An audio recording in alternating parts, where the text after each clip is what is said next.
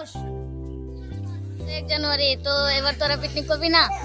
আরে ভাই কি কস এগুলো, আমরা আবার পিকনিক করব না? আরে ভাই তুই কিছু বলিস না কেন? তুই কি পিকনিক করবি না?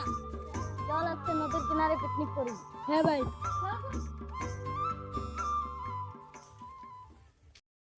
শালা আমি কইছি কে? আরে তোর সাথে একটা কথা ছিল ভাই। আরে ভাই কি কি কথা ছিল? আরে ভাই তুই কি আমাদের সাথে পিকনিক করতে যাবি? আরে ভাই আমি তো তোদের সাথে পিকনিক করতে পারবো না, আরে কেন? আমার কাছে টাকা নাই ভাই।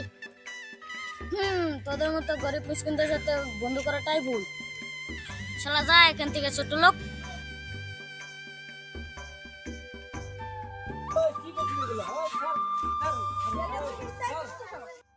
কেন মারছিল আপনি? কি করছো?